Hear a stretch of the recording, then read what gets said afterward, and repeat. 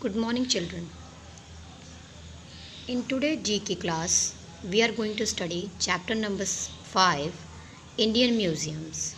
As you know that museum is the place where where the government keep the things that are important, that are having significance and importance towards our history, and they are also important to know the history of our country.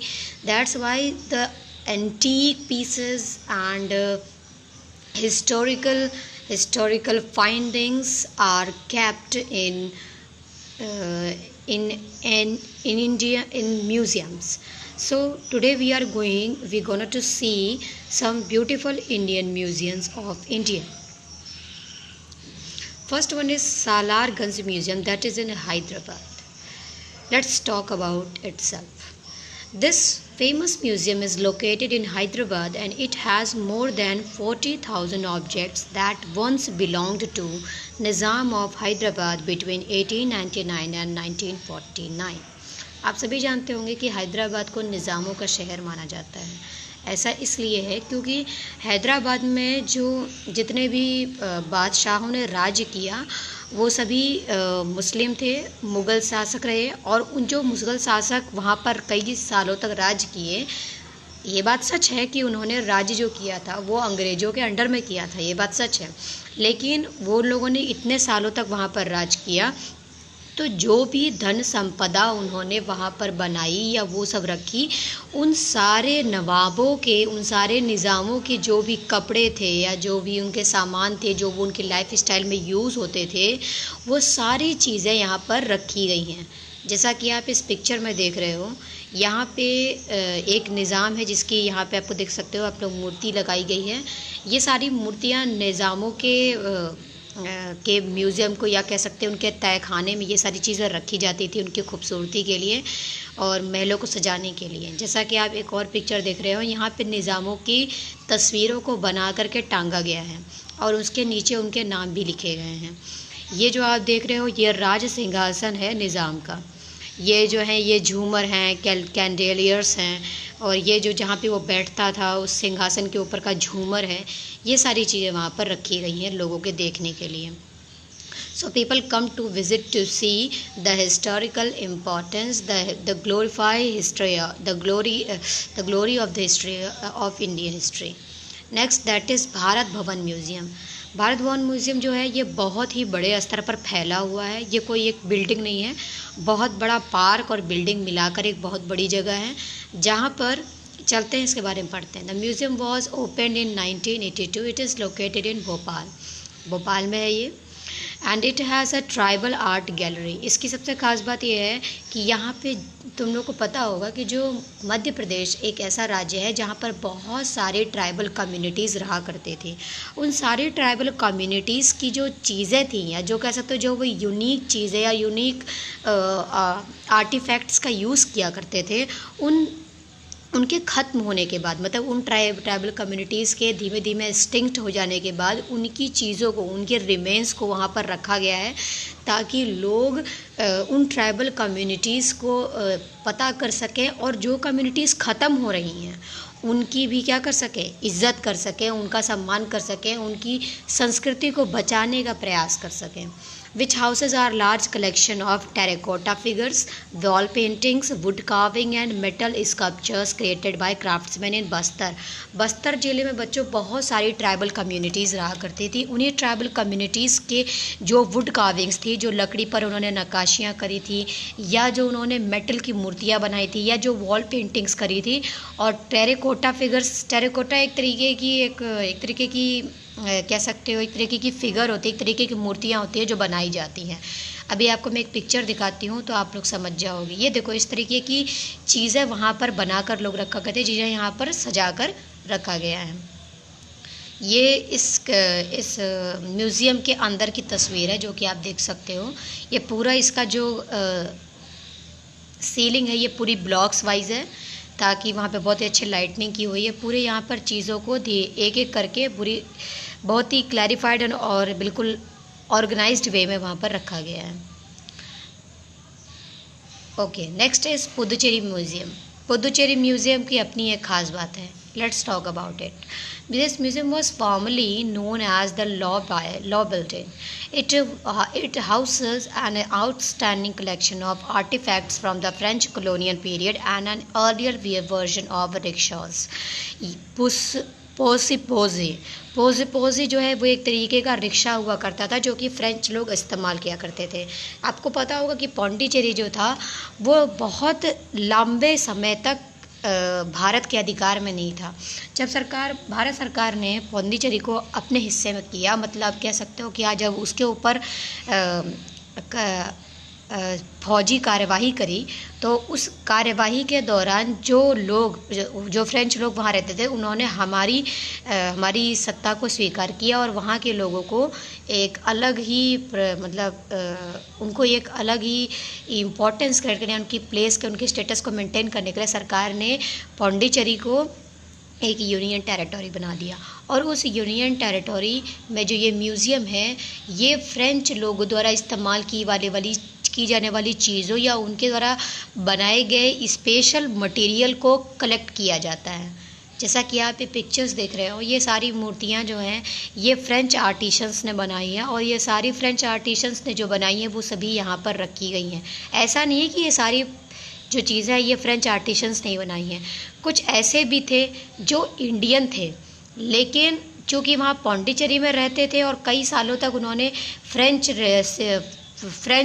Culture को अपना लिया था, तो उन artisans ने जो चीज़ें बनाई यहाँ के इंडियन कल्चर को देखते हुए वो सारी चीज़ें यहाँ पर रखी गई हैं। जैसे कि आप हैंडीक्राफ्ट से यहाँ लिखा हुआ देख रहे हो। ये पिक्चर्स आप लोग देख रहे हो, जो लोग वहाँ के जो क्रांतिकारी थे, जो पौंडीचेरी के क्रांतिकारी थे, उन सारे लोगों के डॉक्यूमेंट्स और रिकॉर्ड्स यहाँ पर रखे गए हैं। ये बाहर से इसकी पिक्चर है। Okay, next one, the Prince of Wales Museum. ये Prince of Wales Museum actually इसका रियल नाम जो है वो है छत्रपति शिवाजी महाराज वास्तु संग्रहालय। जैसा कि इस नाम से ही पता चल रहा है, वास्तु संग्रहालय, इसका मतलब इसमें वास्तु का खास ख्याल रखा गया है। It is the main museum of Mumbai and it is famous for its great sculptures and miniature paintings. Miniature paintings क्या होती हैं? मिनिएचर पेंटिंग्स जो होती हैं वो टाइनी पिक्चर्स होती हैं किसी भी चीज़ की। Sorry class. So tiny pictures क्या होती है? टाइनी पिक्चर्स का मतलब किसी बड़ी चीज़ का एक छोटा अगर प्रतिरूप बनाते हैं तो उसे हम क्या बोलते हैं? मिनिएचर आर्ट बोलते हैं।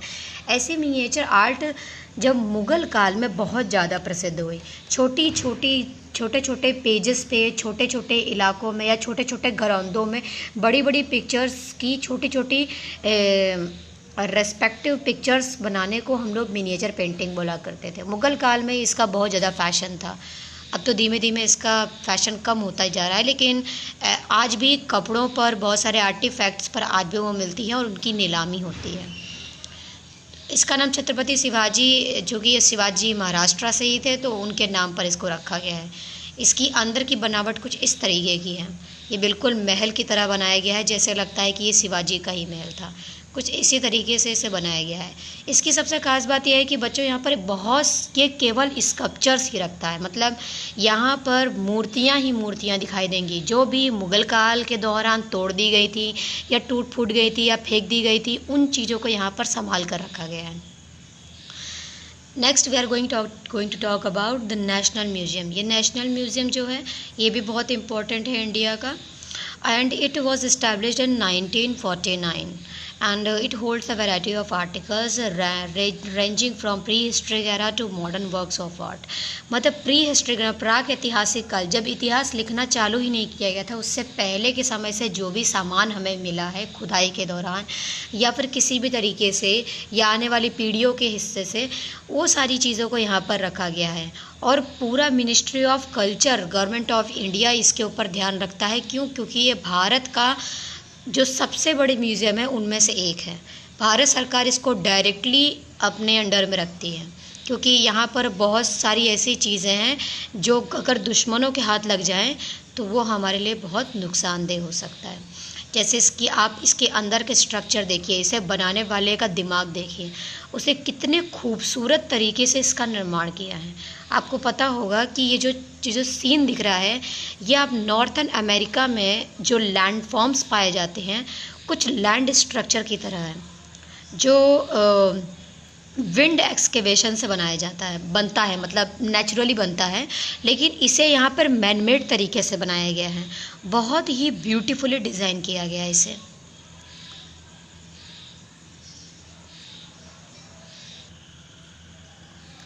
आप ये आर्टिफैक्ट्स देख रहे हो, ये सारे प्री हिस्ट्रिक टाइम्स के हैं, मतलब जब इतिहास नहीं लिखा जाता था, लोग जंगली थे, आदिवासी थे, उस ज़माने में जो चीज़ें इस्तेमाल किया करते थे आदिवासी लोग, वो सारी चीज़ें यहाँ रखी हुई हैं। जैसा कि आप यहाँ पे देख रहे हो, एक प्लो रखा हुआ है। You can see that there is a part, you can see that many tools are also kept here, like utensils are black utensils are made here. So यहाँ पे ये सारी चीज़ें रखी गई हैं ताकि लोग इन सारी चीज़ों के बारे में जान सकें और इसकी स्टडी कर सकें। ये औजारों का पूरा एरिया है जहाँ पर औजार रखे गए हैं। यहाँ पे बर्तन भी देख सकते हैं आप। आज के ज़माने में जो टब और बर्तन का यूज़ हम करते हैं, कुछ ऐसे ही बर्तन यहाँ पर रखे गए हैं। नेक्स्ट इज़ राष्ट्रीय मानव संग्रहालय। अब तुम लोग सोच रहे होगे कि मैम ये मानव संग्रहालय से क्या मतलब है, कि यहाँ आदमियों को रखा जाता है? एग्जैक्टली, यहाँ पर आदमियों को ही रखा जाता है। बहुत सारी ऐसे ट्राइबल कम्युनिटीज़ हैं जो कि बहुत जल्दी समाप्त होने वाली हैं, या उनकी प्रजातियाँ या उनके परिवार समाप्त होने वाले हैं। ऐसे लोगों की ट्राइबल कम्युनिटीज़ की रक्षा, उनकी संस्कृति की रक्षा करने के लिए सरकार ने इस म्यूज़ियम का निर्माण किया है ताकि उन ट्राइबल कम्युनिटीज़ की जान बचाई जा सके। This museum is also known as the nation museum of mankind, मतलब ये मानव रक्षा हेतु बनाया गया है। It is located on Sangla hills in Bhopal. This museum, मैंने अभी बताया आप लोगों को कि मध्य प्रदेश जो है वो बहुत सारी ट्राइबल कम्युनिटीज़ का गढ़ रह चुका है, इसलिए वहाँ पर बहुत सारी ट्राइबल कम्युनिटी जो ख़त्म हो रही हैं, उनको बचाने के लिए सरकार ने वहाँ के कुछ ट्राइबल कम्युनिटीज़ को 40 एकड़ हेक्टेयर एरिया में कुछ घर बना के रख दिए, जो घर वो खुद बनाते हैं, मतलब जो जिस तरीके का वो घर बनाना चाहते हैं, जिस लाइफ स्टाइल को वो रहना चाहते हैं, उस तरीके के रेप्लिकाज मतलब डुप्लीकेट घर वहाँ पर सरकार ने बना दिए हैं ताकि वो लोग अपना जीवन गुजर बसर वहाँ पर कर सकें और उनका परिवार बचा रहे। जैसे सरकार बहुत सारी चीज़ों का कंजर्वेशन करती है, जो जानवर जो कि बहुत जल्दी एक्सटिंक्ट होने वाले हैं, उसी तरीके से सरकार मानव जाति की रक्षा करने के लिए वो मानव जातियाँ जो समाप्त होने वाली हैं, ऐसी मानव जातियों को समाप्त होने से बचाने के लिए सरकार उन्हें उन्हीं के तरीके का जीवन प्रदान करना चाहती है, जिस जीवन को के साथ रहने के लिए वो अडेप्टेड है। Look at this tribal communities. देखिए यार, ये यहाँ सब डांस कर रहे हैं। ये ट्राइबल कम्युनिटी, इसको हम लोग भील जाति बोलते हैं। अब मुझे एकदम क्लियर नहीं है, but I think it is Bhil people. तो ये भील पीपल हैं, जो उनका जो ये आप घर देख रहे हैं, ये सरकार ने बनवाया है, खुद नहीं बनाते हैं, लेकिन ये लोग इस तरीके के डांस करते हैं और ये ट्राइबल कम्युनिटीज़ को लोग दूर दुनिया से देखने आते हैं। नेक्स्ट आप देख सकते हो ये घर भी पूरी तरीके से मैनमेड है, सरकार ने इसे बनाया है, लेकिन वहाँ के लोग इसमें रहते हैं। जो ट्राइबल कम्युनिटीज़ इस तरीके का घर बनाती थी, सरकार ने उनके खुद के लिए यहाँ पर एक घर बना दिया है ताकि वो लोग वहाँ पर रह सकें। ये पिक्चर्स आप देख रहे हो, ये उनके अडेप्टेशन के अकॉर्डिंग, मतलब जिस तरीके की लाइफ स्टाइल उनकी है, according to that government has made this kind of houses. The last picture it is, you can see the sofa it is, and on that sofa the beautiful paintings are made and people are coming to visit those paintings, and those things, those artifacts were made and established by those people. Okay class, thank you.